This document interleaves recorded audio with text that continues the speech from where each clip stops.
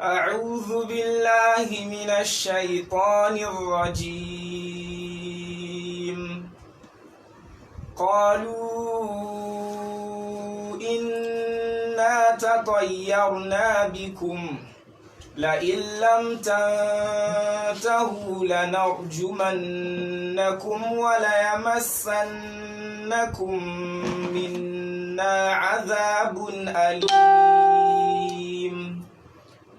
قالوا طائركم معكم أئن ذكرتم بل أنتم قوم مسرفون. وجاء من أقصى المدينة رجل يسعى قال يا قوم اتبعوا المرسلين اتبعوا من لا يسألكم أجرا وهم مهتدون. وما لي لا أعبد الذي فطرني وإليه ترجعون.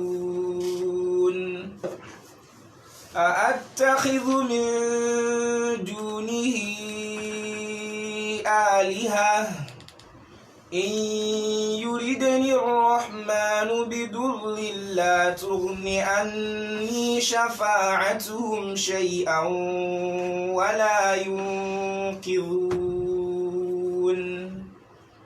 إني إذا لفي ضلال مبين.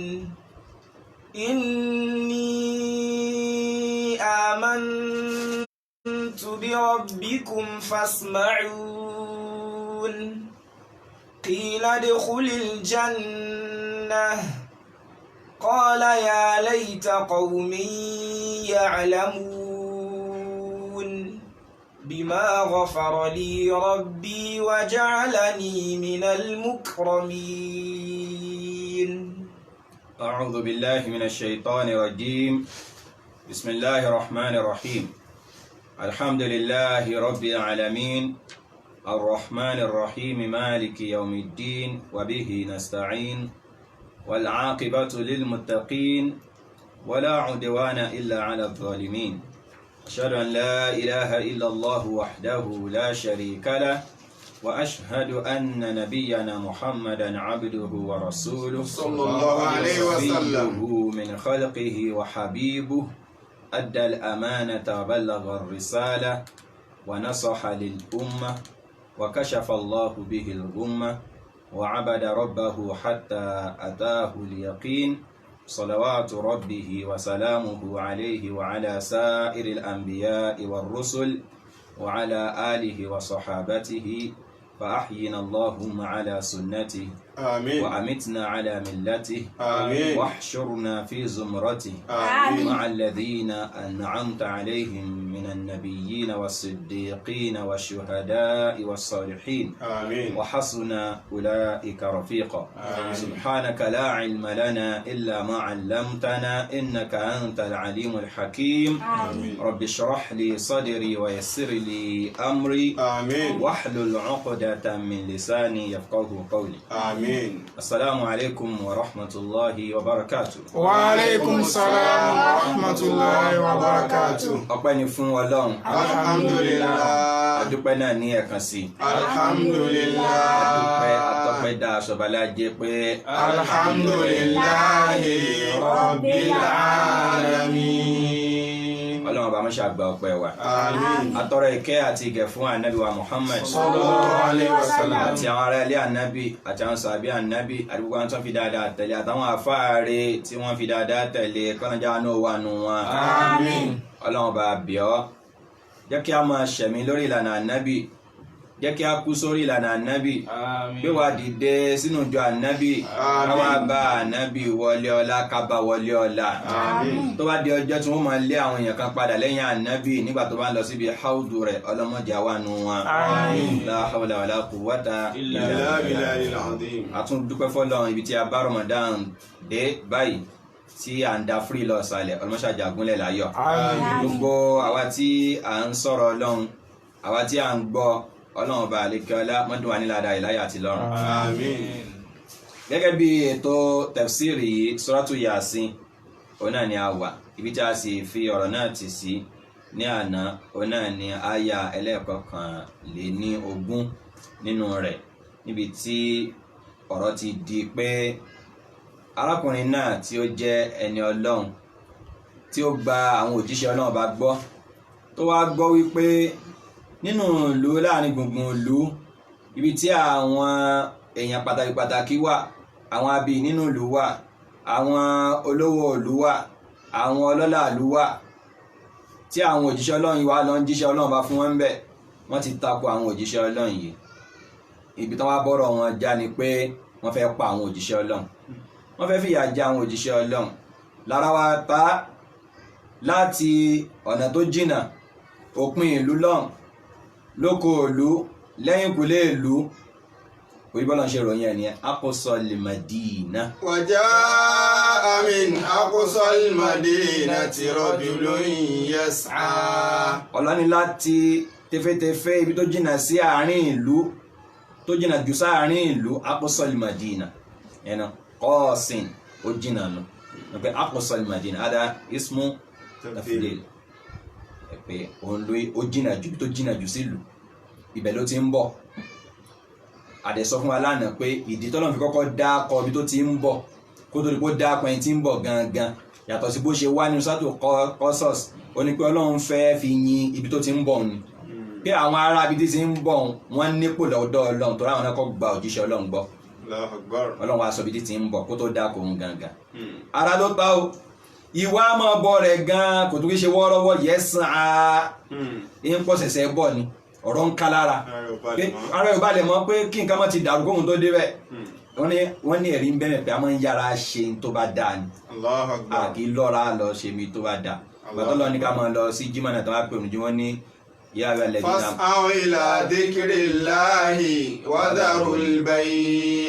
tètè gbogbo nǹkan lèèyàn máa ń lọ́ra lé lórí tó wá di jẹ́ bí iṣẹ́ rere èèyàn kì í lọ́ra èèyàn kì í gbàmọ̀ràn lé lórí tó wá di jẹ́ pé iṣẹ́ rere ni gbogbo wọn bá ti fẹ́ sọ iṣẹ́ rin tó dá a ní ẹ̀ sáré tẹ̀lé ní sáàbì kú sáré ń gbọ́nà bá ṣe máa ń sọ ni ẹ̀ min aqsal madinati rajulun yas'a qala ya qawmi ittabi'ul mursalin ittabi'u man la yas'alukum ajran wa hum muhtadun. ẹ tẹ̀lé àwọn òjíṣẹ́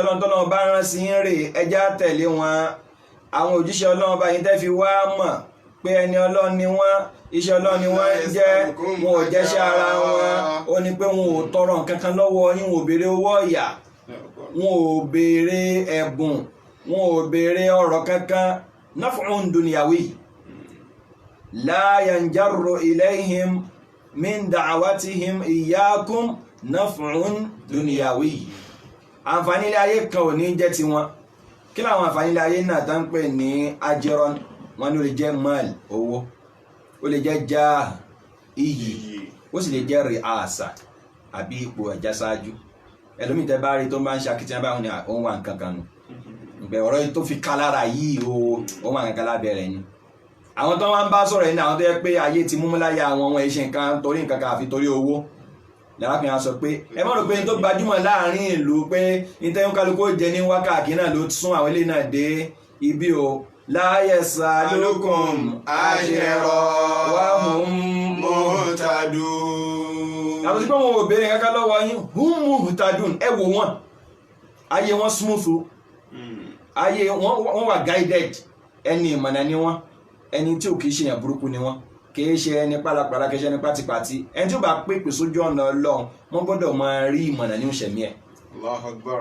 wọ́n ní fi thana'un 'ala al-mursalin gbólóhùn pé wàhún mú tàbí ẹ̀yìn ló jẹ́ fáwọn òjíṣẹ́ yẹn gangan ló fi jẹ́ pé ẹni tó bá jẹ́ òpèpè sójú ọ̀nà ọlọ́run náà ó gbọ́dọ̀ síra rẹ̀ ìṣẹ̀mí rẹ̀ ìgbésí ayé ẹ̀ gbọ́dọ̀ máa yìn kó máa àpíìlì sáwọn tí ń pè kan pé ayé ẹ̀ smooth báyé rẹ̀ ṣe smooth náà ló fẹ́ kí tí náà ṣe kí ni o smooth wa hum muhtaduna tẹ́ bá lè tẹ̀lé ìlànà wọn ẹ̀yin náà jẹ́ muhtaduna ẹ̀yin náà dàbí tiwọn. Ibi ẹni abá ọ̀rọ̀ dé ó ṣe wáàsí fún wọn kókó tá a sọ láti lánàá wọ́n bí àwọn àfọ́ oníbàlágà wọ́n ní al-jumlatul fi'liyya tufidu al-huduth wal-jumlatul ismiyya tufidu al-istimrar wad-dawam wa-thabat la yas'alukum ajra wọ́n bèèrè ọlá alẹ́ ayé kan lọ́wọ́ yín ó mú yẹn wá ní jumla fi'liyya nígbé kò tí ẹ̀ ṣẹlẹ̀ rárá de gbogbo bí ayọ́ àmọ́ tẹ̀síwájú wọn ò bèèrè lánàá wọn ò bèèrè ní wọn ní bèèrè lọ́la wa hum muhtaduna ẹni ìmọ̀nà ni wọ́n omi yẹn jumla ismiyya ní pé ìmọ̀nà lé ní lọ́la ìmọ̀nà yẹn ń bẹ pẹ̀lú wọn ni torí pé ìmọ̀nà yẹn náà ni pé wọ́n ń tẹ̀lé lánàá Ọlọ́run. Nígbà tó wá sọ yẹn tán ó wá gbé ọ̀rọ̀ míì wá ọ̀rọ̀ yìí tó wá gbé wáyé ọ̀rọ̀ tó wá lágbára ni. wa ma liya la a'budu alladhi fatarani wa ilayhi turja'un. Ó ní wa ma liya kí ni ó ṣe mí la a'budu alladhi fatarani tí n fi ní sin ọba tó ṣẹ̀dá mi wa ilayhi turja'un. Ọ̀dọ̀ rẹ̀ lẹ́sì padà sí wa ilayhi turja'un wa ma liya la a'budu alladhi fatarani wa ilayhi turja'un.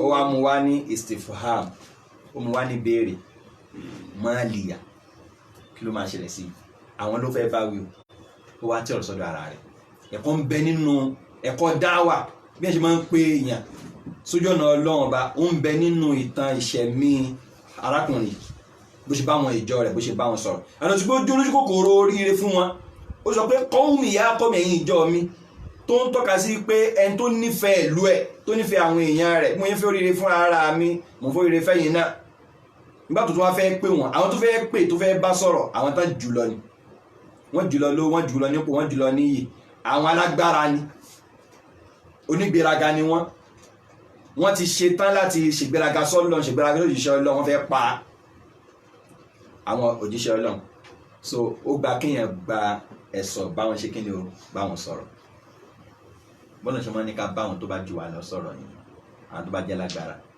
pátọ̀ lọ́rọ̀ Mùsá sí fi àwọn oníbàkú láàláhù qawlan layyina la'allahu yatadhakkaru aw yakhsha. Ẹ bá sọ̀rọ̀ pẹ̀lẹ́pẹ̀lẹ́ bóyá yóò lè ronú yóò lè bẹ̀rù Ọlọ́run.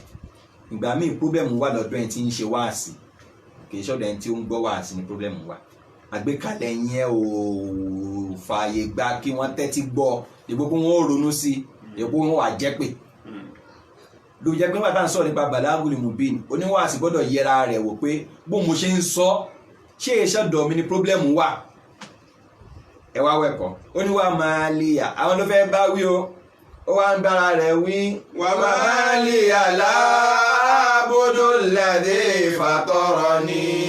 Kí ni ó ṣe mí tí mi fi ní sin ọba tó ṣẹ̀dá mi wa ilayhi turja'un.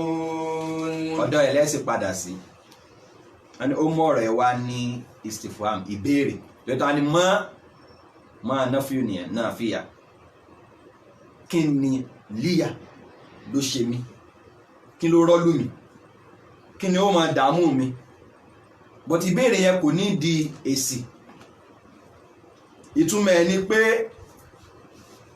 la shay'a yamna'uni min ibadati alladhi khalaqani kò sí nǹkan kan tí ó dí mi lọ́wọ́ láti sin ọba tó ṣẹ̀dá mi but ó wá gbé gbọ̀nà ìbéèrè láti fi hàn wọ́n ní ìfihàn ẹni tí ó rí pé ìsìn Ọlọ́run ọba tó ṣẹ̀dá ẹni kò yẹ kí ẹ̀ṣẹ̀ máa jayàn lé ní orí bí ìgbà táwọn tó wá ń bá sọ̀rọ̀ wá hàn pé ó ṣe wá máa sin ọba yìí pé máàlì aláàbùdù kí ló máa ṣe mí tí mi fi ní sọ ọba tó ṣẹ̀dá mi so bí oúnjẹ nígbè yẹn tí wọ́n ń kọ̀ndẹ́mù tó wá fẹ́ máa mú ìdí wá ní alladhi fatarani. ṣé tí n bá sin ọba tó ṣẹ̀dá mi ẹlòmíì ní wàásìn ọba tó ní mi tó dá mi. Lẹ́yìn náà ìgbà tí yóò mú ọ̀rọ̀ yìí wá tó bá sọ pé ma lakum la ta'buduna alladhi fatarakum, kí ló máa dín lọ́wọ́ tẹ́ fi ní sin ọba tó ṣẹ̀dá yín, yóò dàbí ìgbà tó ń challenge wọn, yóò dàbí ìgbà tí ń bú wọn nípa ìrònú sí kí ló máa rọ́lù yìí, but ara rẹ̀ ní ń bú, but lè tààrí òdò ó fi ń sí wọn gbẹ́rẹ́ pàkọ́ ìpé ẹ̀yàn fi ń pẹ́rọ sọ fún wọn ìpé mali aláàbùdù, kí ló dé tí mi fi ní sin ọba tó ṣẹ̀dá mi. Àwọn àmọ́ gbàgbọ́ yé nínú ọ̀rọ̀ rẹ̀ tó sọ pé ní tí ń dọ́gbọ́n sọ fún wa ni pé mọ́ lànà àbúdù lẹ́dí fatọ́rọ̀ náà, kí ni ó kọ̀dí wa tá a fi ní sin ọba tí ó ṣẹ̀dá wa. Ẹ wá rí ìgbà tó wá fẹ́ parí wá ní wa ilayhi turja'un, ọ̀dọ̀ rẹ̀ lẹ́ẹ̀ padà sí wájú ojú yẹn kọ́ wọn, ọ̀dọ̀ rẹ̀ lẹ́ẹ̀ sì padà sí o. ja'ala al-isnada ila damirihim takratan limana ta'arud, ìgbà tó wá fẹ́ dìbò ọ̀dọ̀ rẹ̀ lẹ́ẹ̀ padà sí ojú yẹn kọ́ wọn láti fi gbẹ́rẹ́ pàkọ́ tó sí wọn ọ̀rọ̀ tó pẹ́ sọ yẹn láti kàn pa sí pé ẹ̀yin ni mò ń dọ́gbọ́n bá wí.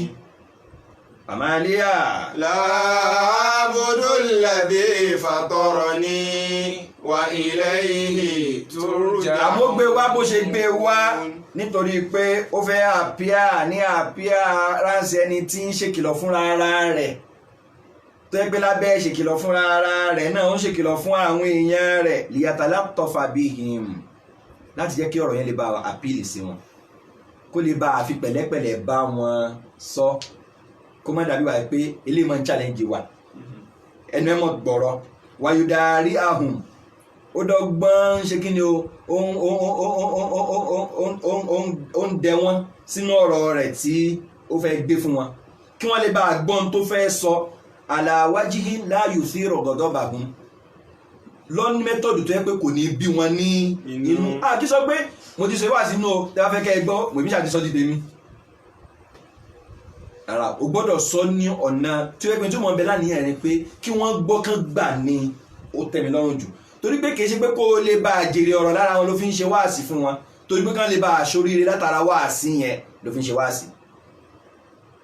Ìgbà tí wọ́n bá wá gbọ́ nígbẹ̀yìn gbẹ́yìn ni owó tó wá jèrè ọ̀rọ̀ bọ̀kọ́ yẹ wọ́n jẹ́ àníyàn tó fẹ́ fi ṣe wá sínú àníyàn tí ó mú láríra àdáyàtú ẹni òpèpè sójú ọ̀nà Ọlọ́run tó jẹ́ wípé anásìhù tó ń ṣèkìlọ̀ fáwọn ìjọ tó sì nífẹ̀ẹ́ kan gba ìkìlọ̀ yẹn ó ní pé a wá ọ̀nà tó ń gbà láti bá wọn sọ̀rọ̀ tí ó fi wọ̀ wọ́n ní etí wàyẹ̀kúnà àwọn àlàkọ̀ òbúlé yóò fi ràn wọ́n lọ láti tẹ́wọ́ bá ti ń sọ hina yarona annahu la yuridu lahum illa ma yuridu li nafsi. Nígbà tó wá rí pé ní tó fẹ́ fún ara ẹ̀ náà ló fẹ́ fún àwa náà. Àmàlíyà. Wa ma liya la a'budu alladhi fatarani wa ilayhi turja'un. Kí ni ó ṣẹlẹ̀ sí mi tí mi fi ní sọba tó ṣẹ̀dá mi? Afọ́ní tafsir nínú Fakhruddin Razi ó ní mali mani'un min janibi. Ọ̀nà tó gbé báyẹn ń sọ pé kò sí nǹkankan tí ó dé mi lọ́wọ́ lọ́dọ̀ tèmi bí báyìí tí n fi ní sọba tó ṣẹ̀dá mi. Isharatun ila anna al-amra min jihati al-ma'budi zahirun la khafa'a fihi. Láti fi ṣe àfihàn pé ọba tá a fẹ́ sìn ẹni tá a fẹ́ sìn yẹn kò sí controversy níbi pé òun ló yẹ ká sìn. Àwa tá a fẹ́ sìn òun la máa ní problem. Kí ló ń prevent wa tá a fi ní sìn? Kò fi problem ti sọ́dọ̀ ẹni tó yẹ ká sìn. Bí wà tí sọ pé ẹni tó yẹ ká sìn clear ẹni tó ṣẹ̀dá wa ló yá sìn. Bọ̀ kí ló tá a fi sìn? Ó wá ti sọ́dọ̀ ara ẹ̀ pé kò sí tí ó di èmi lọ́wọ́ o tèmi ò fi ní sìn ọba tí ó ṣẹ̀dá mi. Ẹ̀yin ní kẹ́ ẹ wá dáhùn títí. Kí ló ń dí ọ lọ́wọ́ tó fi sìn ọba tó ṣẹ̀dá ẹ tó fi ń sìn ẹlòmíì? Faman yamtani'u min ibadati rabbihi, ẹni tó bá kọ̀ tí ò sin ọba tó ṣẹ̀dá rẹ̀ yakunu min janibihi mani'un, ó ní kó sọ tí ó di lọ́wọ́ tó kọ́ di tí òjò sin Ọlọ́run wala mani'a min janibi. So kò sí tó kọ́ di èmi ń tèmi fala juruma abatu la jarama abatu. Ìyẹn ló fà tó yẹ pé èmi ń sin tèmi. Ìwọ tó wá sin Ọlọ́run kí ló tó fi sin Ọlọ́run tó fi ń sin ẹlòmíì lẹ́yìn Ọlọ́run? Ìwọ ni kó wá sọ fún wa. ó ní ìtumọ̀ wà máa lí àlá a'budu alladhi fatarani wa ilayhi turja'un. ẹ̀yin àfoníkìrọ́ máa lí àní ọ̀gọ̀rọ̀ àwọn afáàkà yàtọ̀ sí àfọwọ́ Hamza àti Khalaf àwọn kan máa lí la a'budu alladhi fatarani. ó wá ní wa ilayhi turja'un ọ̀dọ̀ rẹ̀ lẹ́ padà sí ọ̀dọ̀ rẹ̀ láàdáyín padà sí yawm al-ma'ad tó bá dọjọ́ gbìndé al-ma'ad ọjọ́ tí gbogbo padà lọ́sọ́dọ̀ Ọlọ́run yóò wá san yín lẹ́san níta ìgbélé ayé ṣe tó ẹ pé rẹ̀ ni yóò san yín lẹ́san rẹ̀ tó ẹ pé bí ni yóò ọyìn pé ọba tí mo ní kí ni ó kọ́ ní tí mo fi ní ìsìn ọ̀dọ̀ gbogbo padà sí níbẹ̀ yẹn fi isharatun ila khawfi war raja ó ń dẹ́rù bà wọ́n ó ń fún wọn ní tàn mọ́ ní pé ẹ mọ̀ padà lọ́sọ́dọ̀ Ọlọ́run báyìí tó bá padà lọ́sọ́dọ̀ rẹ̀ tó sìn kí ló fẹ́ máa sọ tó bá sì sìn ó lágbèyèlé ní ọ̀dọ̀ rẹ̀ wa dhalika li anna man yakunu ilayhi al-marja' yakhafu minhu wa yurja ẹ̀ tó bá lọ fàbọ̀ sọ́dọ̀ rẹ̀ ó yẹ ó tó bẹ̀rù ó tó ràn kan ilé ọ̀dọ̀ rẹ̀ wa ilayhi turja'un ọ̀dọ̀ ẹ̀ lẹ́ padà sí amaliya wa maliya la a'budu alladhi fatarani wa ilayhi turja'un.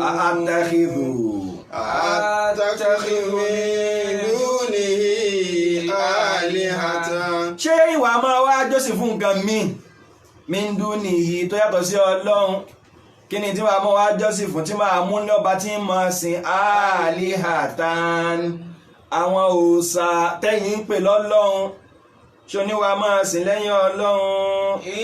Yuridini rahmanu bidurri.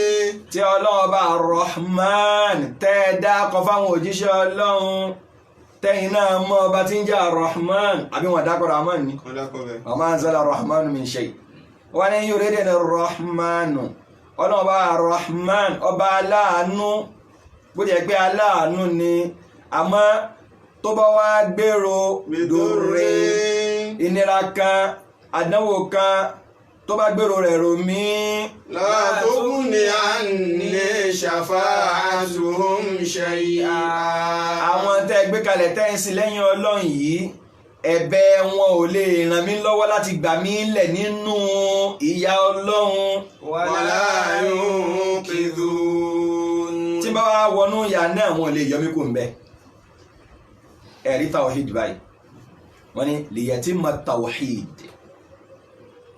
tawhid ìgbàgbọ́ àwọn mùsùlùmí ìgbàgbọ́ ìṣọlọ́nlọ́kan kí ó lè bá a pé láti establish ẹ̀ òun lọ́wọ́n fi mẹ́lẹ̀ wa kí ni túnmọ̀ tá ń sọ yìí wọ́n pé at-tawhid lahu ruknan tawhid ní orígun méjì nafiyun wa ithbatun nafiyun wa ithbatun òun náà ni káfagilé nǹkan kásìfì nǹkan rinlẹ̀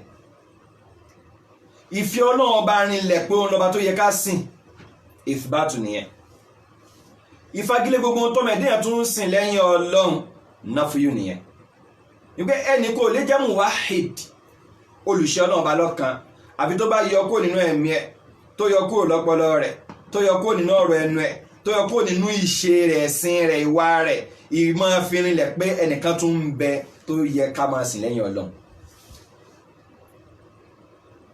àkọ́kọ́ pa gbogbo tọ́wọ́n ìdéyàn pé tán sìn tán wárí fún tán bẹ̀rù lẹ́yìn Ọlọ́run ayọ́kù lẹ́mìí gbogbo tó wá ń jẹ́ ìjọsìn pátá àbísọ̀rọ̀ Ọlọ́run nìkan ìfibátù nìyẹn ìyẹn ni túmọ̀ la ilaha illallah ẹ̀rí la nafiyu ilaha gbogbo táwọn ẹ̀ tó ń pè tán jọ́sìn fún lẹ́yìn Ọlọ́run la òfagilé nìyẹn illa Allahu àyàfi Allah alladhi fatarani ọba tó ṣẹ̀dá onìkan onímọ̀ sí tí a bá fagilé gbogbo ohun tí wọ́n ń sìn lẹ́yìn Ọlọ́run tẹ́pẹ́ ẹnìkan la ṣe àkíṣe muwahid àní tawhid tó yẹ pé gbogbo táwọn èèyàn ń sìn lẹ́yìn Ọlọ́run a bá fagilé pé mi ò bá wọn sìn kankan mi sìn kankan náfíù ló ṣe yẹn ó lè jẹ́ muwahid tó bá sìn Ọlọ́run tó tún sin nǹkan míì lẹ́yìn Ọlọ́run tó fagilé àwọn akẹ́kọ̀ọ́ sí lẹ́yìn Ọlọ́run ó lè ṣe kí ni ó lè jẹ́ muwahid kò tí ì sọ́lọ́run lọ́kan ìṣẹ́ Ọlọ́run lọ́kan ó pé nígbà tí a bá fagilé gbogbo tí wọ́n sì lẹ́yìn Ọlọ́run táwọn sí Ọlọ́run bá nìkan ṣoṣo afá Ibn Qayyim ó ní an-nafyul mahdu laysa tawhidan káfàgílẹ̀ ogun tán sílẹ̀ yẹn lọ kò kí ṣe tawhid wa kadhalika al-ithbatu biduni an-nafy káfí ọlọ́ọ̀bá rin lẹ̀ pọ̀ láàmọ́ sìn táwọn afagílẹ̀ ogun táwọn yẹn sílẹ̀ yẹn lọ yẹn náà lè jẹ́ tawhid fala yakunu tawhid illa mutadamminan lin-nafyi wal-ithbat tawhid yóò jẹ́ tawhid lẹ́nu ẹ̀mí èèyàn nínú ìṣẹ̀mí ọmọnìyàn tó wá pẹ̀rẹ̀ ẹ̀ ní mùmínì ìgbà tí ó bá fagílẹ̀ ogun tán sílẹ̀ yẹn lọ tó wá ń ṣe Ọlọ́run nìkan ṣoṣo wa hadha huwa haqiqatu tawhid ilé gangan ni tawhid ẹ wá wò ó wá jẹyọ níbi báyìí níbi mali ala abudu alladhi fatarani kílé tí mi ní sí ọba tó ṣẹ̀dá mi ìfìbátù nìyẹn ó fi ilẹ̀ pé Ọlọ́run bá ń bẹ olóṣèlú ká ṣe kí ni o ká sìn àrí abudu alladhi fatarani Ọlọ́run nìyẹn ó fẹ́ kó ṣe ìfìbátù níbi báyìí wá ṣe nọ́fíù attakhidhu min dunihi aliha ṣé wàá máa mú nǹkan míì tó yàtọ̀ sọ́lọ́run màá tó wá máa mú wọn ní Ọlọ́run tí máa sìn ní istifhamu bimana nafi ó mú wá ní ìmúwá ìbéèrè láti fagilé ìtumọ̀ ní pé láíláí o ń lè jọ́sìn fún nǹkan míì lẹ́yìn Ọlọ́run ìtìgbà títà wílì tó pé nìyẹn bẹ́ẹ̀ ṣe rí náà nìyẹn Ànábì wa Ibrahim ọlọ́run wa idh qala Ibrahim li abi wa qawmihi innani bara'un mimma ta'buduna illa alladhi fatarani fahuwa yahdini illa alladhi fatarani fahuwa yahdini. ó ní ìgbà tí Ibrahim sọ fọ́nà ọba rẹ̀ tó ń sọ fáwọn bàbá rẹ̀ àtàwọn ìjọ rẹ̀ pé innani bara'un mimma ta'budu gbogbo tẹ́ ìjọsìn lẹ́yìn Ọlọ́run mo ti yọwọ́ yọsẹ̀ kó ń bẹ̀ mo ti fagilé illa alladhi fatarani fa innahu sayadid àyàfọba tó ṣẹ̀dá mi nìkan ní ìmọ̀sìn òun ló máa fọ̀nà mọ̀nà mi ń bẹ lọ́dọ̀ rẹ̀ nínú sọ́ọ̀tù Yásìn tá a bá ń kà á lọ ọlọ́ni alam a'had ilaykum ya bani Adam ọlọ́ṣẹ́ àti báyìí gbádùn ẹ̀ máa nábì Ádámà alla ta'budu shaytan bẹ́ẹ̀ gbọ́dọ̀ sí àṣetánì innahu lakum aduwwun mubin ọ̀tá yín tó fojú hàn ní èṣù wa an'buduni àti bẹ́ẹ̀ ni Ọlọ́run bá ní kẹ́ẹ̀sìn hadha siratun mustaqim eléyìí ojú ọ̀nà tààrà ẹ̀rí náfíù ní tòkè alla ta'budu shaytan la ta'budu shaytan ẹ má sìn èṣù ẹ fagilé ìdánsìn lẹ́yìn Ọlọ́run wà ní ibùdó ní ẹ̀sìn mi Ọlọ́run ìfìbátù ní inna bura'ahu minkum wa mimma ta'buduna min dunillah wa bada baynana wa baynakumul adawatu wal baghdau abadan hatta tu'minu billahi wahda gbogbo tẹ́yìn Joseph lẹ́yìn Ọlọ́run ayọ́ ọgọ́ ọ̀sẹ̀ kan bẹ̀ ó dìbàdà tó gbọ́ náà bá nìkan gbọ́ ìyẹn ni nínú tọ́wọ́ mẹ́dẹ́ àwọn máa ń sìn lẹ́yìn Ọlọ́run tó tako tawhid àwọn afáàní mẹ́rin alákọ̀ọ́kọ́ ń bẹ̀ òní tó wá jayọ́ mi bá aliha attakhidhu min dunihi aliha onígbò tọ́wọ́ mẹ́dẹ́ yẹn sìn lẹ́yìn Ọlọ́run tán wárí fún tán gbàbàrà nǹkan kejì nínú tó tún tako tawhid tá gbọ́dọ̀ fagilé ká tó lè jẹ́ olùgbàgbọ́ òdodo òun náà ni al-arbaabu yẹn làwọn Ọlọ́run kéékèèké wọ́n àgbà ọpọlọ ni wọn wọ́n tó ń gbà pé Ọlọ́run fún wọn ní àwọn authority kan táwọn náà àwọn agbára kan táwọn náà ṣe kìnnìún tí wọ́n ń wíìlì nílé ayé jẹ́ pé ìyẹn tán bá ti wá sí nǹkan yẹn yóò máa jẹ́ lọ́dọ̀ Ọlọ́run arbab àfagilé ẹlẹ́kẹta òun náà ni al-andad al-andad ìyẹn ni àwọn tá a gbà pàwọn náà ń ṣe bí Ọlọ́run wọ́n jọ Ọlọ́run nínú àwọn ìṣe kan gbọ́n Ọlọ́run ṣe ń dára àwọn náà Ọlọ́run fún wọn náà gbà káwọn náà máa dára wọ́n ní ẹ̀tù lọ́wọ́ àti ẹ̀dẹ̀ àfagilé ẹlẹ́kẹrin òun wá ní àtọ̀wàgìt ìyẹn ni àwọn tí wọ́n ń jẹ ọmọnìyàn ní apá láti ṣèfẹ́ wọn bóyá o fẹ́ o bóyá o kọ̀ o ìfẹ́ mi ló ṣe kí ni ló ṣe gbogbo alágbọ́dọ̀ fagilé bọ̀ ní táyà ìwà dákọ òun náà ni aliha attakhidhu min dunihi aliha ṣé wàá máa sin nǹkan mi ẹ̀rí kó tó fi ti sọ́dọ̀ ara rẹ̀ kò sọ fún pé attakhidhuna min dunihi aliha ṣé alẹ́ alẹ́ fẹ́ máa sin míndú ní ẹ̀ nísìn lọ́hun ó ní àtẹ̀kìdù míndú ní àlìhà níwà á mú àlìhà lẹ́ni tí máa sin míndú ní yàtọ̀ sí ọlọ́hun ó fi ń béèrè ni àwọn òkú ilẹ̀ ti fa àbí ṣàfá àti tílkàlẹ̀ àlìhà ṣé àwọn tẹ́ gbà dẹ́ òòsà tẹ́ ń sìn lẹ́yìn ọlọ́hun yẹn ṣé wọ́n ní agbára kan láti gbà yín lẹ̀ tọ́lọ́ bá gbèrò òbí ròyìn wà ní ìró ìdí nẹ́rọ rahman bidurri tọ́lọ́ bá gbèrò ibi rò mí látúgbò ní à ń ní shafa'atu shay'an kan ṣípẹ̀ mi lọ́dọ̀ ọ̀nà gbọ́lọ́mọ̀ jẹ́ kí aburú yìí ṣẹlẹ̀ sí kò lè ṣe mí láǹfààní ìpẹ́ wọn ò ṣe kí ni kò wúlò wọn lè intervene wọn lè intercede ìtumọ̀ ẹ̀ ni pé wọn ò lẹ́nu lọ́dọ̀ ọlọ́run àwọn tí ò lẹ́nu lọ́dọ̀ ọlọ́run ní wàá máa sìn tí aburú yẹn bá wá ṣẹlẹ̀ sí mi wọ́n á wọnú ẹ̀ ṣe pé aburú ń bọ̀ wọn ò lè bá ń bẹ́rẹ̀ pé má jẹ́ ká aburú ìdé o aburú yẹn ti wá ṣẹlẹ̀ báyìí. wala yunqidun. wọ́n lè yọ mí kó mẹ́ ṣe ẹni tí ò lè bẹ́ẹ̀ náà gbogbo má ṣẹlẹ̀ kọ́ ló ń gbọ́ ní ó wà á ṣẹlẹ̀ tán ní ó wà á yẹ̀yàn kó mẹ́ bàmí bá bí àwọlá kí wọ́n ń pè ní àlìhà wọ́n ní náà ni alladhi yuta'u fala yu'sa ẹni tá a máa ń gbọ́rọ̀ sí lẹ́nu tá ìyapa rẹ̀ kò sẹ́ni náà jọ lọ́nà lọ. Allahu Akbar. ohun tẹ́ bá ti ń gbọ́rọ̀ sí lẹ́nu tẹ́ ẹ̀rù pé eléyìí o wọ́n kọlu o mọ́ṣẹ̀ ni o mọ́tọ́ ni o tó wá ń wárí fún tó wá ń bẹ̀rù rẹ̀ ní tó ẹ̀kọ́ máa bẹ̀rù ọ̀nà òdìsọ́jà alẹ́ àánú. khashiyatan látara ìbẹ̀rù wà ijlala látara gbáǹgbé tóbi wà mahaba látara ọ̀wọ̀ wà mahabba látara ìfẹ́ wà khawfa torí gbáǹbẹ̀rù ẹ̀ wà raja torí gbáǹrò kan rí lọ́sọ́dọ̀ ẹ̀ wàtàwákùlánà àlè táwa ń gbára lé níbi tẹ́ka ti gbára lé ọlọ́run su'alan minhu à ń tọrọ ń tẹ́ ká máa tọ́ lọ́dọ̀ ọlọ́run lọ́wọ́ rẹ̀ du'an lahu afẹ́ ṣàdọ̀ làwa ń pè àwọn ẹ̀tọ́ wá tẹ̀lé sínú ẹ̀ lé ó lè jẹ́ èèyàn ṣé àwọn èèyàn kò mú àwọn èèyàn bíi tiwọn ní ọlọ́run lé tẹ́ pé èèyàn bíi tiwọn náà bí àwọn tó mú àwọn ànábì ọlọ́run ní ọlọ́run tẹ́ pé ibi tẹ́ka ti dákọ̀ ọlọ́run wọ́n sì ń dákọ̀ ẹ̀dá ọlọ́run torí kó jáde bí ọlọ́run àwọn kan náà pé ànábì Ìsá lọ́lọ́run alayhi salatu wassalam ọ̀ràn ní aṣọ di òsà ni aṣọ di òsà ni ìláhù ìyẹn tọ́lọ́ ní ká fagilé ó lè jẹ́ màláíkà àwọn kan sin màláíkà níbi ẹ̀ka di sin ọlọ́run وجعلوا الملائكة الذين هم عباد الرحمن إناثا أشهدوا خلقهم ستكتب شهادتهم ويسألون وقالوا لو شاء الرحمن ما عبدناهم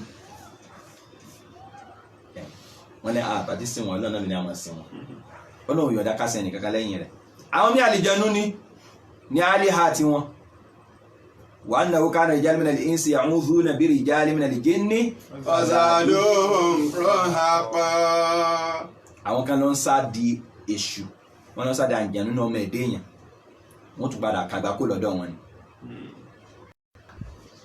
ìgbà míì Solomon eré tẹ́ gbé fúnra ara wọn idol osa òní wọn pè lọ́lọ́run táwọn ìtọ́ ẹ̀ka máa sin náà wọn wá ń sìn.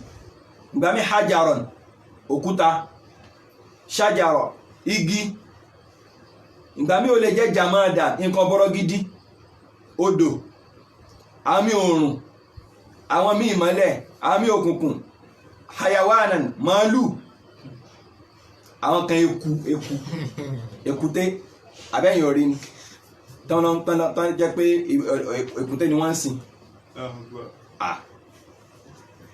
bí ọmọ ìdíyàn ṣe ní àwọn kan tán ń sìn rẹpẹtẹ nìyẹn àlìhà tí wọ́n ń wárí fún tí wọ́n ń bẹ̀rù tí wọ́n ń tọrọ kan lọ́dọ̀ rẹ̀ Attakhidhu min dunihi alihata. Kíyàn tó lè pàṣẹ wájú Ọlọ́run ó gbọ́dọ̀ yọ gbogbo ẹ̀kú lẹ́mí ẹ̀.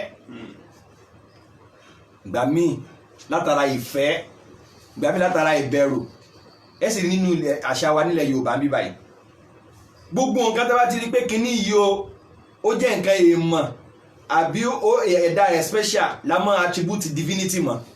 Nígbà ní kíní kìí ṣe lásán abàmì ni gbogbo náà pè lábàmì wọn ti sọ́dọ̀ sànù ìgbà mí ẹranko ni wọ́n ní ẹranko tó bá tàbọ̀ ọmọ rẹ̀ ní òkú nlé iṣẹ́ èṣù ni ìgbà mí omi ni wọ́n ní omi yìí ó ní àwọn tí wọ́n ń gbà lọ́dọọdún pé yìí máa ń gba ọmọge kọ̀ọ̀kan ọmọge tí ò tí ì rọ́kùnrin rí ìgbà mi òkè ni lẹ́wọ̀ ara èèyàn mìíràn tẹ́ pé ọmọ ẹ̀dẹ́yàn bíi tiwọn wọ́n ti sọ di aliha pé àtórí mi àtórí ogún mi ọwọ́ yín náà ló wà a máa wárí fún wọn ẹlòmíì ṣéwù ni ẹlòmíì wòlíì ni ẹlòmíì mú àwọn ọ̀báàd àwọn sílọ́n ó mú wọn ní aliha wípé àwọn eléyìí tọ́mátọ́ nǹkan lọ́wọ́ ọlọ́wọ́ bá yóò fún yàn kíákíá ni ibi tó yẹ ká ti pọ́ lọ ọ̀nà wa ń pè ìgbà míì ẹni nǹkan tún ti lè kú wọ́n tún lọ síbi sàárè rẹ̀ wọ́n tún máa pè ẹ̀rọ àwọn mi ó sọ pé bàbá mi mọ́ sùn lọ́rùn o bàbá tó ti kú tó ẹkùn gangan ló ní ìdí rẹ̀ ìwọ ò ní ìdí rẹ̀ ẹni tó bá ti kú ẹ̀rọ ayé ní máa ń ṣàdúrà fún òun ló ní ìnìkan lọ́wọ́ ara ayé wọ́n ní àkúgbọ́dọ̀ mọ́ rí bẹ́ẹ̀ bàbá mi ò sùn lọ́rùn òkú ọlọ́mọ èsùn òkú nígbò wà láyé gan kí ló ṣe fún ọ àwọn míì òun bad àwọn sílọ́n a máa pè wọ́n wọ́n lọ́mọ tọrọ ọ̀kan lọ́dọ̀ wọn wọ́n tún lọ sí sàárè wọn àwọn míì òun là mọ́ àwọn àfá àìpé wọ́n nímọ̀ àgbẹ̀ ìmẹ́lẹ̀ bú àyà wọ́n mọ̀ wárí fún wọn mọ̀ sìn wọn lẹ́yìn Ọlọ́run kí ni túmọ̀ sí sìn wọ́n yìí ó ní pé yòótọ́ ọ̀run fálá yóò sọ wọ́n mọ̀ tẹ̀lé wọn gọ́ọ̀gọ́ wọn èyí yapa wọn nítorí bá ti sọ lábẹ́ gé irú yẹn á lè hàn gbogbo ẹ̀ka tó jẹ́ ẹni Ọlọ́run tí ó jẹ́ mú wáhid onígbàgbọ́ òdodo tòótọ́ kó gbọ́dọ̀ yọkù nú ẹ̀mí ẹ̀ kó yọkù lọ́pọ̀ rẹ̀ kó yọkù lẹ́nu ẹ̀ nígbà táwa nílé kí ẹni ó sì sìn táwa sìn kí la máa ń sọ. alhamdulillah. láti kan náà lájọ wà bóyá sin báyìí ó ní Sheikh Ibrahim Niyas. wallahi ṣe pé èyí ò pé àfà àṣọlẹ̀ tó bá yẹn ni olóyẹ kí n ṣe wà láì. èmi náà ti dín ọkọ̀ rí ọwọ́ náà ọkọ̀ báyọ̀ ní Niyas. kó lè jókòó dáadáa. tàbá sí kí náà ní aṣọ alhamdulillah ibi tó yẹ ká ti dákọ̀ Ọlọ́run kí ẹ máa dákọ̀ èèyàn bẹ́ẹ̀. hada mahadu shirk kò sí ìtumọ̀ ìrọ́bẹ̀rẹ̀ kankan fún pé ẹbọ ni ẹ̀kọ́ kọ́ńbélé ni torí délé a gbọ́dọ̀ mọ̀ pé kò sẹ́nìkan tó wà nípò tó yẹ kọ́ lọ ń wà maqamul uluhiyya ipò pé ẹni tó yẹ ká sìn ẹnìkan kan oríire ò gbé Ọlọ́run ló ní. attakhidhu min dunihi alihata. ó wá mú irísìn tàbí gbọ́dọ̀ pé nǹkan mi lẹ́yìn Ọlọ́run tàbí gbọ́dọ̀ sí nǹkan mi lẹ́yìn Ọlọ́run kí ni nǹkan náà. in yuridni rahmanu bidurrin. tọ́nà bá Rahman tó bá gbèrò bírò mí. la tughni anni shafa'atuhum shay'a. àwọn ìpẹ́ wọn kò lè ràn mí lọ́wọ́ gbogbo tá a sì lẹ́yìn Ọlọ́run kò lè ràn án torí àwọn tó ń sin òòṣà àníyàn wọn ni pé àwọn òòṣà yẹn súnmọ́ Ọlọ́run wọ́n mọ̀ pé Ọlọ́run bá exist ẹni tó ń sin èèyàn náà gbogbo náà sẹ́yìn ọ̀nà pé lóòṣà ò kì í ṣòkúta o wọ́n pe ẹni yìí èso Ọlọ́run àwọn tó ń sàlẹ́bẹ̀ yín sá mọ̀ pé Ọlọ́run wà kì í ṣe yín sá ẹnìkan tún wà tí ó yàtọ̀ sí yín sá tó yàtọ̀ sí Jésù ìgbà mi wọ́n pè ní Father ìgbà wọ́n pè ní God wọ́n fi àwọn ròyìn mìíràn rẹ̀ bọ̀yìn tán wá lọ sọ́dọ̀ wọn ni pé àwọn ènìyàn náà ní agbára kan tán fi lè ṣe kíni o tán fi lè ṣàǹfààní fún yàn tán fi lè yẹ ọ̀yàn kúrò nínú kíni o ìnira ní sọ́tò Zumar ayé ẹlẹ́ẹ̀kẹta ìkẹni wọn ni ma na'buduhum illa liyuqarribuna ila Allahi zulfa. ní dáhùnsìn lára àwọn òdúgbò abẹ́ kí wọ́n sún wa mọ́ lọ ni èyàn lè dé wájú Ọlọ́run báyìí Ọlọ́run bú ayé àjùgbé kó dá lọ́lọ́ o gbọ́dọ̀ kọ́ dọ́dọ̀ àwọn èèyàn kan náà àwọn èèyàn ní ó sọ pé Ọlọ́run fẹ́ rí ọ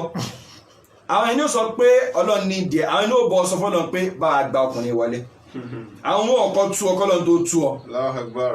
tó bá sì fẹ́ di àwọn ọkọ̀ di ọ tó bá ti di Ọlọ́run ti di ọ nù wọ́n ti gbé nǹkan fún wọn pé Ọlọ́run bá ti wọ́n ní àwọn eléyìí o Ọlọ́run bá ó ti fún wọn ní control pé ká máa dára tó bá wù wọn irú yẹn kò sí nínú àkídà wa mùsùlùmí àgbọ́dọ̀ yọ kó lọ́pọ̀lọ́ wa. Ànábì Ìsá alayhi salatu wassalam. Ọlọ́run bá sọ fún wa ní Suratu Maida ó ní laqad kafara alladhina qalu inna Allaha huwa al-Masihu binu Maryama ní àyá ẹlẹ́ẹ̀kẹtàdínlógún àwọn tí wọ́n sọ wípé Mẹsáyà Ìsá ọmọ Maryama tán pè ní Jésù Ọlọ́run wọ́n ti di kèfèrí قل فمن يملك من الله شيئا. Ta ló lè ní kápá kan tí ó dára kankan wájú Ọlọ́run. إن أراد أن يهلك المسيح ابن مريم. Tó bá ṣe tán pé báyìí uridu an uhlika al-Masiha ibn Maryam. Mo fẹ́ pa Isa ọmọ Maryam yẹn. Ta ni ó gbà lẹ̀ lọ́wọ́ Ọlọ́run? وأمه. Ìyá rẹ̀ tó bí mo fẹ́ pa. ومن في الأرض جميعا. Gbogbo ẹni tí ń bẹ lórí ilẹ̀ ayé mo fẹ́ fìyà jẹun mo fẹ́ káwọn kún lẹ̀. Ta ló lè sọ pé Ọlọ́run má ṣe bẹ́ẹ̀? Kò sí. Ọlọ́run walillahi. ولله ملك السماوات والأرض وما بينهما. Ìní àti ìkápá àti ọlá ìdọ́lá lésánmà àti ilẹ̀ àdúgbò tí ń bẹ ń bẹ lórí Ọlọ́run nìkan ní ń dá ṣe. Ó ní walillahi yẹn ni pé lillahi wahdahu. Ó nìkan ní ń dára àdá. Ẹnìkan ò kí kún lọ́wọ́, ẹnìkan ò kí bá rò, ẹnìkan ò kí bá sáyìn rẹ̀. Ó ní ń dára sánmà àti ilẹ̀ gbogbo tí ń bẹ láàrin méjì, ó ní ń dára rẹ̀ dá. Ìtumọ̀ rẹ̀ ni wípé Ọlọ́run wà lọ́tọ̀, ẹ̀dá wà lọ́tọ̀ ni. Ẹ̀dá nínú ara Ọlọ́run ni. Wọn ìdára kankan, Ọlọ́run bá ń dá wọn mára ní ipò tán bá dé kí wọ́n wà wájú Ọlọ́run. Ọlọ́run fún alápèjúwe àwọn èèyàn mẹ́ta kan. Mo fẹ́ fún alápèjúwe àwọn èèyàn mẹ́ta kan. Ọlọ́run ẹni ńlá ni wọ́n lọ́dọ̀ Ọlọ́run. Ọlọ́run fi ara rẹ̀ ràn wọ́n pé no èmi mò ń dára àdá ìwọ o lára kankan tó ń dá. Aláwọ̀kọ́ ni Ànábì Mùsá. Wọ́n fi lè rí ká ló nímọ̀ jù láyé ó lé mi ni. Àkófimọ̀ ti sọ́dọ̀ Ọlọ́run. Ọlọ́run ni ọ̀kẹ́kọ̀ọ́. Ọlọ́run wa ní ìwọ ló nímọ̀ jù àbí ó wà á lọ sọ́dọ̀ ẹni tó nímọ̀ jù ọ lọ. Tí ò gbajúmọ̀. Ó wá travel Ọlọ́run ni kò travel. Ó travel dáadáa pé ara ní ó sọ́fà lórí ìrìn àjò yẹn. Ó ní làkọ́dílà pínà. Ní sàfàrínà àádà náà sọ ní ayé ìtayẹ́ ń bẹ sọ́tù káf. Ó lọ kẹ́kọ̀ọ́ lọ́dọ̀ Khidiru tí èṣà nàbí Ọlọ́run tó yẹ pé àwọn kálá nàbí Ọlọ́run akẹ́yìn ṣànàbí Ọlọ́run wọ́n ti ẹ̀ tún dìbẹ́tì pé ṣànàbí Ọlọ́run ni. Kápọ́n sọ pé ṣé wọ́n sọ pé ṣé Rọ̀súlù ni. Musa ulul azmi ní ulul azmi. Allahu Akbar. Ó wà lọ kẹ́kọ̀ọ́ lọ́dọ̀ rẹ̀ Ọlọ́run fi ra rẹ̀ ràn torí pé kò ṣe kí ni o kò fi mọ̀ tì sí ọ̀dọ̀ Ọlọ́run. Pé gbogbo tó bá nǹkan pátátá bá ní àti tá à ń ṣe ká mọ̀ fi tì sọ́dọ̀ Ọlọ́run pọ́lọ́n ló ń ṣe àwa kọ́ là ṣe kí ni o là ń ṣe. Ẹni àkọ́kọ́ nu ní ṣókí. Ẹni kejì ni Ànábì Sulaiman. Alayhi salatu wassalam. Nínú Sahih Bukhari àti Muslim onílé ní mo fẹ́ ní àṣepọ̀ pẹ̀lú obìnrin 100 torí gbẹ́ bí agbára tó lọ ń fún níjọ́ náà lọ́hùn ó ní àwọn obìnrin ó láwọn ẹrú gbogbo wọn ó sì bí ọmọkùnrin kọ̀ọ̀kan tí wọ́n jẹ́ akin tí màá sọ wọ́n dọmọ ogun Ọlọ́run tí fi máa spread ẹ̀sìn Ọlọ́run. Àníyàn ẹ̀dá Ọlọ́run ló fẹ́ ṣe àmọ́ kò fi ń ṣàlà òsì. Wọ́n lẹ́nìkan kò bímọ kankan nù wọn. Allahu Akbar. Ìkan tó nù wọn ọmọ tí ò tọkùn ló bí. Allahu Akbar. Kò pé wọ́n nítorí pé kò ṣe kí ni o kò fagbára Ọlọ́run. Sọ́dọ̀ Ọlọ́run. Ẹnì kẹta là Nábì Muhammad ẹ sì wo Sulaiman sọ ọlá tó lọ ń da kò dá ẹnìkan. Ọlọ́run ní ọlá tí mo fún ọ yìí ó ń nú ní síkìbì rẹ́rí hisab máa dọ́là lé lórí fún ẹni tó bá wù ọ́ rán ẹni tó bá wù ọ́ àmì bí ọ léèrè. Allahu Akbar. Kò tí bẹ́ẹ̀ náà Ọlọ́run ní ó kọjá yẹ ẹnì kẹta là Nábì Muhammad. Sallallahu alaihi wasallam. Ọ̀nà ṣẹ kí ni tí ó ṣe wọ́n wá béèrè lọ́wọ́ rẹ̀ ipe ìbéèrè mẹ́ta ni wọ́n wá béèrè ìbéèrè àwọn olùsàbùlì káàfì lọ́wọ́ wọ́n tún béèrè àwọn béèrè mi ó wá ní ẹ wá lọ́la máa sọ fún yín. Allahu Akbar. Ó sì mọ̀ pé Jibril ló wà á sọ fún mi bọ̀ kò sọ pé inshallah àwọn yẹn sì bẹ̀rẹ̀ wá tẹ́sítì ẹ̀ ni wípé tá a bá ti béèrè ìbéèrè yẹn lọ́wọ́ ẹ̀ tó bá ti gbà á yọ̀ ni ṣé o pé at that critical moment bọ̀tọ́ náà fẹ́ fi rinlẹ̀ wípé ní tó bá ń jẹ́ ara àwọn fi ń ti sọ́dọ̀ Ọlọ́run Ọlọ́run òwò ṣe fún bó ti ẹ̀ pé tọ́lọ́run náà ló fẹ́ fi establish pé òjíṣẹ́ Ọlọ́run ni mí kó lọ́n sì sọ fún lójú ẹsẹ̀ kó sì sọ fún wọn torí pé kò sọ pé inshallah òun yẹn Ànábì lọ́wọ́ ní ṣe bẹ́ẹ̀ mọ̀ wọ́n dé lọ́jọ́ kejì báyìí Jibril ló wà ó tún ní ẹ wá lọ́la náà wà ń lọ náà ń bọ̀ náà wọ́n á fi ṣe ẹ̀yẹ sọ fún mi pé kì í ṣànàbí Ọlọ́run pé kì í ṣànàbí Ọlọ́run ó pẹ́ kọ́lọ̀ tó wá rán Jibril sí lọ́wọ́ ṣe wà sọ ogun tán fẹ́ fún ọlọ́wọ́ ni wala taqulanna li shay'in. Wala taqulanna li shay'in inni fa'ilun dhalika ghadan. má ṣe máa sọ pé wàá ṣe báyìí lọ́la mọ́. illa an yasha Allah. àdúgbò fi ti sọ́dọ̀ Ọlọ́run. Allahu akbar. ìtumọ̀ ẹ̀ ni pé ẹnìkan ò ní kankan láyé ẹnìkan ò ní ara kankan láyé ẹnìkan ò ní Ọlọ́run ní dá gbogbo ara. so maqamu rububiyyah ipò Ọlọ́run ìjẹ́ Ọlọ́run maqamu ubudiyya ipò ìjẹ́rú Ọlọ́run gbogbo nǹkan mìíràn ti yàtọ̀ sọ́lọ́run ẹ̀dá Ọlọ́run ni wọ́n Ọlọ́run bá ń dá wọn mára ni wọn lára kankan tán dà àfi pẹ̀lú àṣẹ Ọlọ́run torí ìdílé àdùn sí ibà lẹ́nu tó bá dọ̀la Ọlọ́run ṣàfihàn wá láti tẹ̀síwájú. Àmín. subhana rabbika rabbil izzati amma yasifun wa salamun alal mursalin walhamdulillahi rabbil alamin.